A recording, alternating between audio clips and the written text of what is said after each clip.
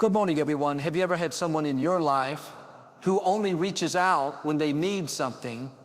Someone who disappears when things are going well for you, but suddenly reappears when they want a favor, money, or emotional support? If so, you're not alone. Today, I want to talk about why it's so important to stay away from people who ignore you until they need you, and how protecting your peace is not selfish, but necessary. People who only reach out when they need something are not truly invested in you as a person. They are invested in what you can do for them. These individuals operate on a transactional basis, viewing relationships as opportunities to extract value rather than as meaningful connections built on mutual care and respect. You'll notice their pattern. They disappear during the good times when you don't serve a purpose in their lives, but suddenly reappear when they need a favor, emotional support, financial help, or professional connections. Their presence in your life is conditional, dictated entirely by their own needs rather than by any genuine interest in you. One of the most telling signs of these users is their inconsistency. When things are going well for you, when you're happy, successful, or simply not in a position to provide anything, they are nowhere to be found. They don't check in, don't celebrate your wins, and don't engage in conversations unless there's something in it for them. But the moment they face a problem, need advice, or require assistance, they suddenly become attentive, friendly, or even overly affectionate. This behavior is manipulative, even if it's not always intentional. Some people have simply learned that relationships are tools to get what they want, and they will continue this pattern as long as others allow it. Another red flag is their lack of reciprocity. In healthy relationships, there's a natural give and take. Friends and loved ones support each other through difficult times, but they also share in each other's joys. They don't keep score, but there's an unspoken understanding that effort goes both ways. With users, however, the dynamic is entirely one-sided. You might find yourself always being the listener, the problem solver, or the giver, while they rarely, if ever, return the same energy.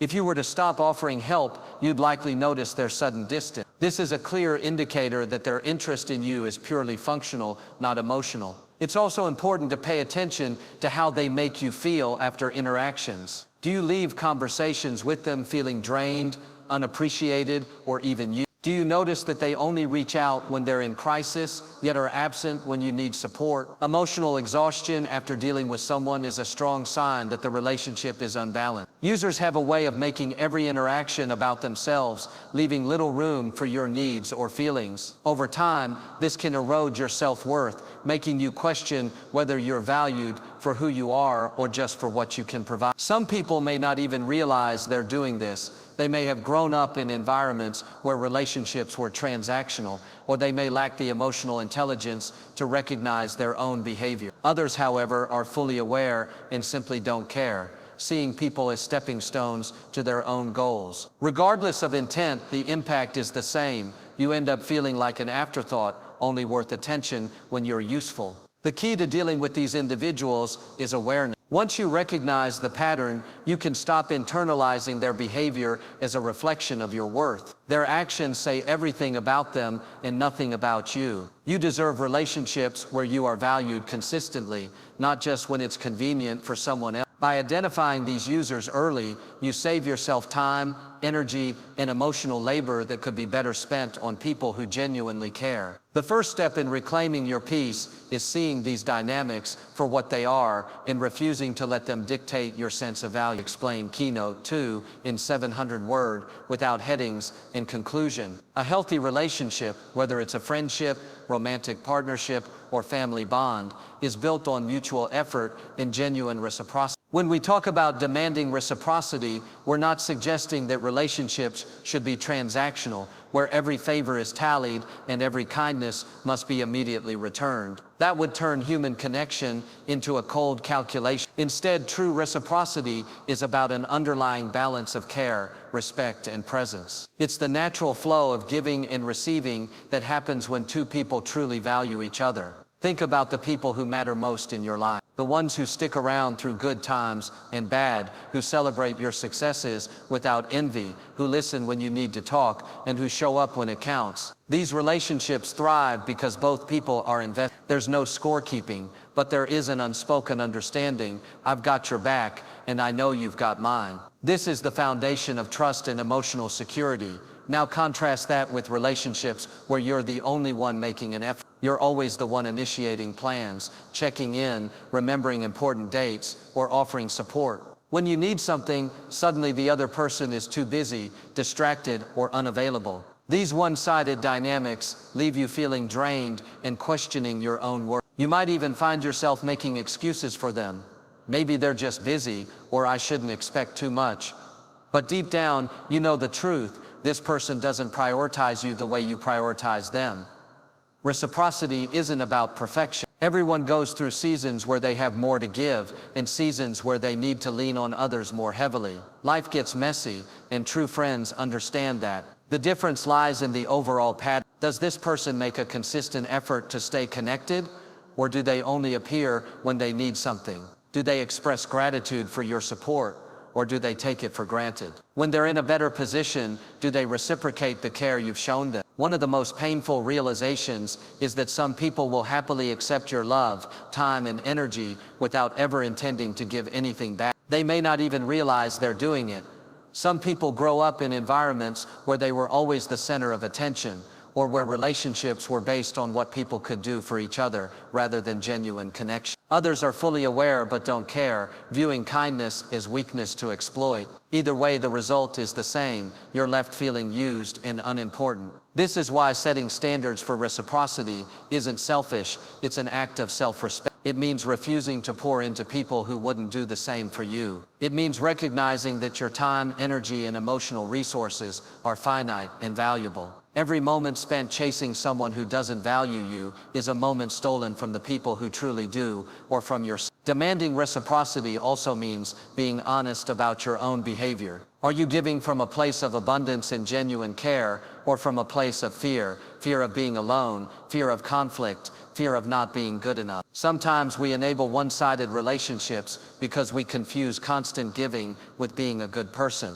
But love isn't measured by how much you tolerate being taken for granted. Real love, whether for friends, family, or partners, should leave both people feeling seen, supported, and valued. The beautiful thing about reciprocity is that when it exists, relationships become sources of strength rather than exhaustion. You don't have to wonder where you stand or brace yourself for disappointment. You know that the people in your life are there because they choose to be, not because they want something from you. That kind of security allows relationships to deepen in meaningful ways. So how do you demand reciprocity without becoming rigid or transactional? First, observe patterns over time, not just isolated incidents. Everyone has off days, but consistent neglect is a choice. Second, communicate your needs clearly. Sometimes people genuinely don't realize they're being inconsiderate until it's pointed out. If they care, they'll adjust. If they don't, their response or lack thereof tells you everything you need to know. Finally, match the energy you receive. If someone only puts in minimal effort, stop overcompensating to keep the relationship afloat. Let it find its natural level, and if that level is nowhere, let it go. At its core, demanding reciprocity is about believing you deserve relationships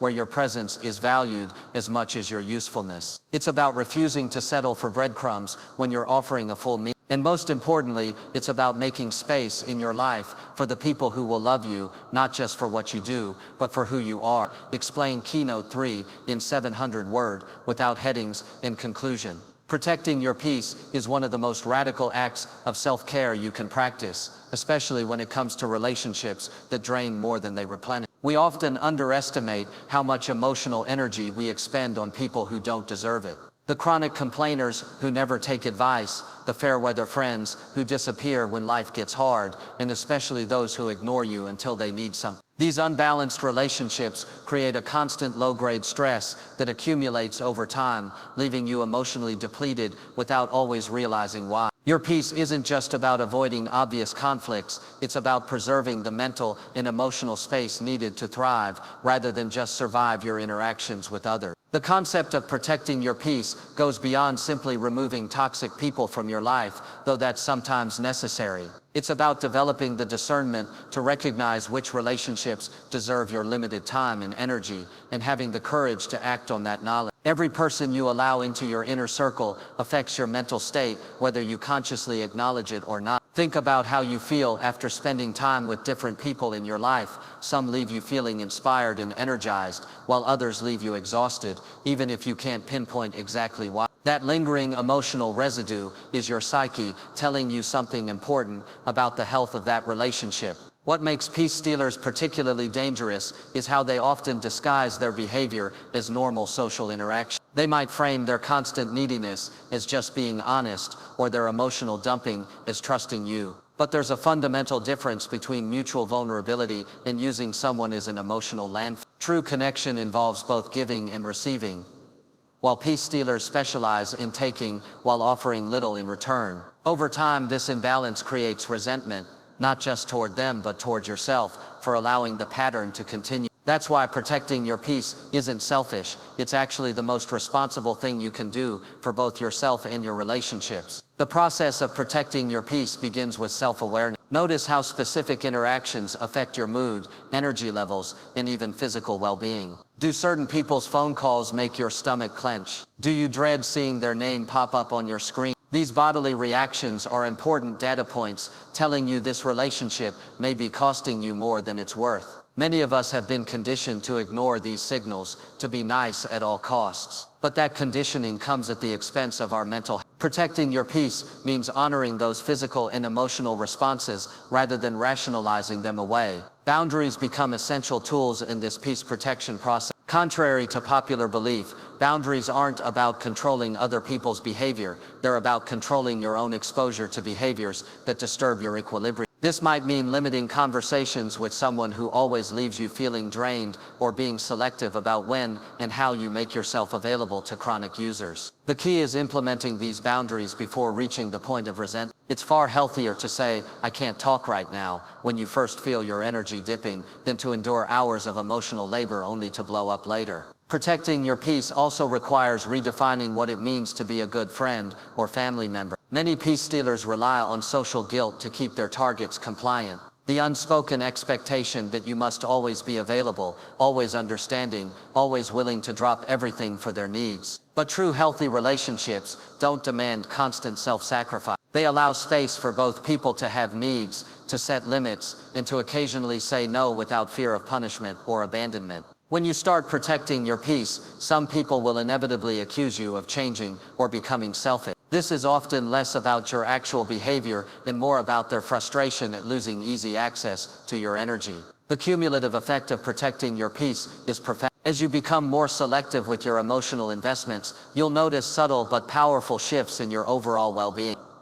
You'll have more energy for the relationships that truly matter, more mental clarity for your own goals, and more emotional capacity to handle life's inevitable challenges. You'll start attracting people who respect your boundaries rather than those who constantly test them. Most importantly, you'll break the cycle of resentment that comes from giving too much to the wrong people, creating space for more balanced, reciprocal relationships to flourish. Ultimately, protecting your peace isn't about building walls to keep everyone out. It's about installing gates that allow you to consciously choose who deserves access to your inner world. It's recognizing that your emotional energy is a finite and precious resource that should be invested wisely rather than spent recklessly. In a world that often demands we be endlessly available to others, choosing to safeguard your mental and emotional well-being becomes an act of quiet rebellion. And like any worthwhile rebellion, it begins with the simple but radical decision that your peace matters enough to protect. I'll explain Keynote 4 in 700 words,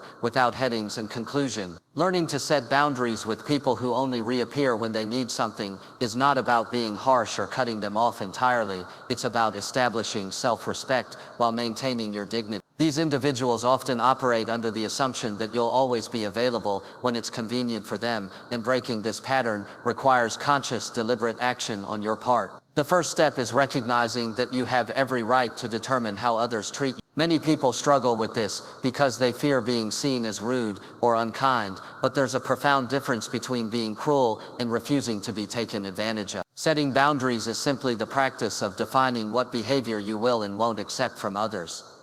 It's not punishment, but protection. When someone who routinely ignores you suddenly reaches out because they need a favor, money, emotional support, or professional connections, your response matters. If you immediately jump to assist without acknowledging the pattern, you reinforce their behavior. They learn that they can disregard you until they require something, and you'll still be there. Instead, pause before responding. Ask yourself, is this someone who has shown up for me in the past? Would they do the same for me if our positions were reversed? If the answer is no, then your next move should reflect that awareness. You don't have to be confrontational, but you also don't have to be overly accommodating. A simple, "I've noticed we mostly talk when you need something, how come?" forces them to acknowledge their behavior. Their reaction will tell you everything. If they get defensive or dismissive, you have confirmation that they don't value the relationship. If they genuinely reflect and apologize, there may be room for growth. One of the most effective ways to set boundaries is by controlling your availability. Chronic users thrive on access. They assume you'll answer their calls at midnight, drop everything to help them in a crisis, or lend money at the first sob story. But you can disrupt this expectation by delaying your response time. If they text asking for a favor, wait before replying. If they call out of the blue after months of silence, let it go to voicemail. This isn't a game, it's a way to train people and yourself that your time isn't instantly at their disposal. When you do respond, match their energy. If they only send short transactional messages, don't reply with paragraphs of emotional labor. Keep it polite but detached. Hope you're well. Unfortunately, I can't help this time. No lengthy excuses, no guilt, just a clear, unemotional. Another critical aspect of boundary setting is learning to distinguish between being kind and being used. Kindness is a virtue, but it becomes self-sabotage when given to those who exploit it. Many people who struggle with boundaries confuse niceness with allowing others to overstep. But true kindness includes being kind to yourself, and that means not permitting people to treat you as an afterthought. If someone only values you for what you provide, continuing to give only teaches them that your worth is conditional. Instead, redirect that energy toward relationships where your presence, not just your usefulness, is appreciated. Some people will push back when you start enforcing boundaries. They may accuse you of changing, of being selfish, or of not being there for them. This is If they were truly invested in the relationship, they would respect your limits rather than guilt-tripping you for having them. Stand firm. You don't owe endless second chances to those who've shown they'll only disappoint you again. A healthy relationship will withstand boundaries. A one-sided one will crumble, and that's not a loss, but a necessary clearing of dead weight. Finally, boundaries are meaningless without consistency. You can't tell someone you won't tolerate being treated as an option, then immediately make exceptions when they sweet-talk you or play the victim. Each time you waver, you reset the dynamic back to their favor. Consistency is what trains people how to treat you. It's also what trains you to trust yourself. Every time you uphold a boundary, you reinforce your own worth. Over time, this transforms not just how others interact with you, but how you see yourself, no longer as a perpetual giver, but as someone who deserves equal care and respect. Setting boundaries isn't about controlling others, it's about reclaiming control over your own life. It's recognizing that you get to decide who occupies your time, energy, and emotional space. And when you stop allowing users to dictate the terms of your relationships, you create room for connections that are mutual, fulfilling, and rooted in genuine care, not convenience. Explain Keynote 5 in 700 words without headings. In conclusion, the ability to say no without guilt is one of the most liberating skills you can develop when dealing with people who only reach out when they need something. Many of us struggle with this simple word because we've been conditioned to believe that refusing a request makes us selfish, uncaring, or rude. But in reality, saying no is an essential act of self-preservation. It's how we protect our time, energy, and emotional well-being from those who would happily consume them without reciprocation. When someone reappears in your life after a prolonged absence bearing request rather than genuine connection, your willingness to decline determines whether you remain a person or become a resource in their eyes. Understanding why we feel guilty about saying no is the first step toward overcoming it. Often this guilt stems from childhood messages about always being helpful, putting others first, or equating our worth with how much we do for people. We fear that refusing will damage relationships, make us appear unkind, or lead to rejection. But the truth is far more revealing. If someone only values you for what you can provide, then that relationship was already transactional at its core. The discomfort of saying no is temporary. The resentment of constantly saying yes when you don't want to lingers far longer and poisons relationships from within. The art of saying no effectively begins with recognizing that you don't owe anyone an elaborate justification for your boundary. Many people make the mistake of over-explaining their refusal, as if they need to convince the other person their reasons are valid enough. This approach actually weakens your position because it implies your boundaries are negotiable if they can just find the right argument. A simple "I can't help with that" or "that doesn't work for me" is complete by itself. If pressed, you can calmly repeat your refusal without adding new information.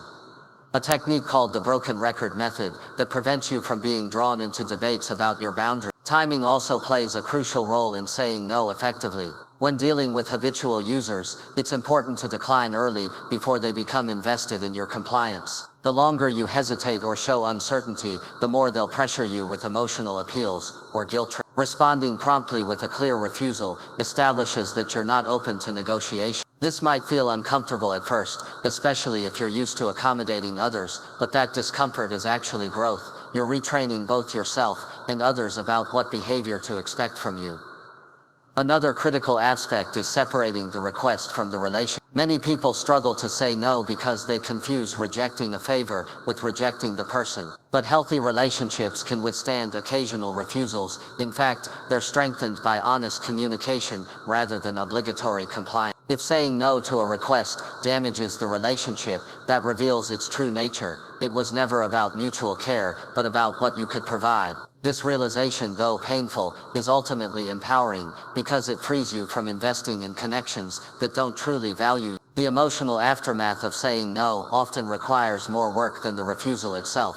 You might experience waves of guilt, anxiety about how the other person perceives you, or fear that you've been. These feelings don't indicate you've done something wrong, they're simply evidence of old patterns being disrupted. Sit with the discomfort rather than rushing to soothe it by reversing your decision. Each time you tolerate these temporary feelings, without caving, you strengthen your ability to prioritize your legitimate needs over others' unreasonable expectations. Learning to say no also involves recognizing the hidden costs of always saying yes. Every time you agree to something against your better judgment, you pay with your time, energy, or emotional reserves, resources that could have been invested in people and activities that genuinely nourish. Chronic people pleasers often find themselves exhausted, resentful, and wondering why no one seems to appreciate their effort. The tragic irony is that by never saying no, they attract users while repelling reciprocal relationships. People who respect boundaries tend to avoid those who don't have any. Your relationship with the word no ultimately reflects your relationship with yourself. Each time you say it with confidence,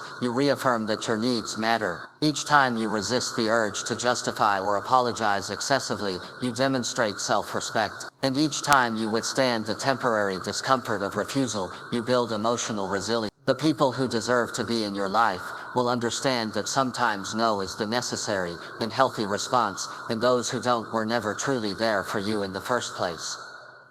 Developing this skill creates a profound shift in all your relations. You'll notice users gradually drifting away as they realize they can no longer exploit your kindness, while healthier connections flourish in the space you've created. More importantly, you'll discover a new sense of personal freedom.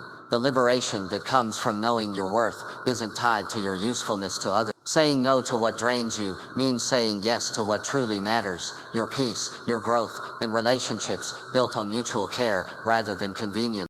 At the heart of all healthy relationships lies one fundamental truth. You become like the people you surround yourself with. This is why investing in authentic connections, people who value you for who you are, not just what you can do for them, isn't just about emotional fulfillment. It's about survival. When you consistently pour energy into relationships with users and fair weather friends, you're not just wasting time, you're slowly eroding your self-worth, normalizing one-sided dynamics, and training yourself to accept less than you deserve. The alternative, consciously cultivating relationships with people who show up consistently, creates an entirely different life experience. These are the people who call just to hear your voice, who remember the small details about your life, who celebrate your wins without envy and support you during losses without making it about them.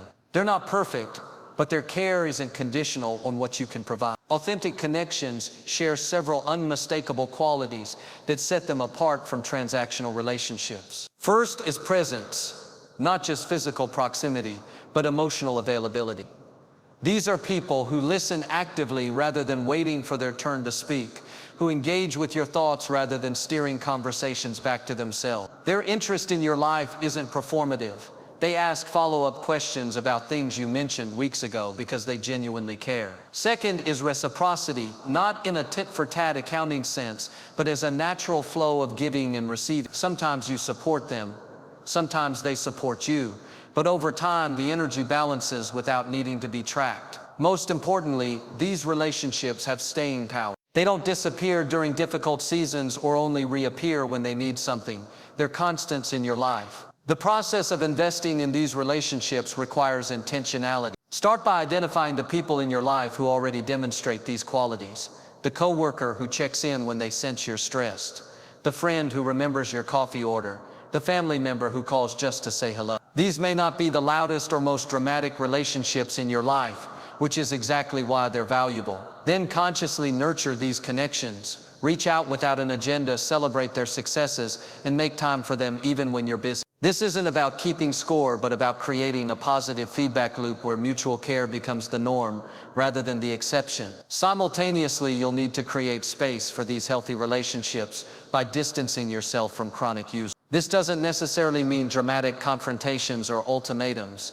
Often it's simply a matter of gradually reallocating your time and energy. Stop initiating contact with people who never reach out first. Notice who notices your absence. Pay attention to who asks how are you and actually waits for the real answer. The users will fade away as you stop feeding the relationship, while the authentic connections will remain and deep. One of the most powerful aspects of surrounding yourself with genuine people is how it recalibrates your understanding of relationships. When you're used to being taken for granted, you start to believe that's all you deserve. But when you experience consistent reciprocal care, your standards naturally rise. You begin to recognize red flags earlier and trust your instincts when something feels off. You stop mistaking intensity for intimacy, realizing that someone who showers you with attention when they need something but disappears afterward isn't being passionate, they're being manipulative. Authentic connections provide the emotional security that allows you to set boundaries without fear, because you know your worth isn't contingent on being useful. Users and manipulators often keep you small, sometimes intentionally, sometimes unconsciously, because your growth threatens their ability to control or exploit you. But authentic connections celebrate your evolution. They challenge you to grow while making you feel safe enough to do so. Their belief in you isn't contingent on what you can do for them, so it remains steady even when you're not at your best. This creates an environment where you can take risks, make mistakes, and still feel valued. The perfect conditions for personal growth. The practical benefits of investing in authentic relationships extend beyond emotional satisfaction. Studies consistently show that people with strong social connections experience better mental health, increased longevity, and greater resilience during difficult times. But perhaps the most profound benefit is the way these relationships redefine your understanding of love and connection. When you've experienced being valued for your essence rather than your utility, you'll never again confuse attention for affection or flattery for genuine care. You'll recognize that real love isn't dramatic, it's steady. It shows up not just when it's convenient, but especially when it's not.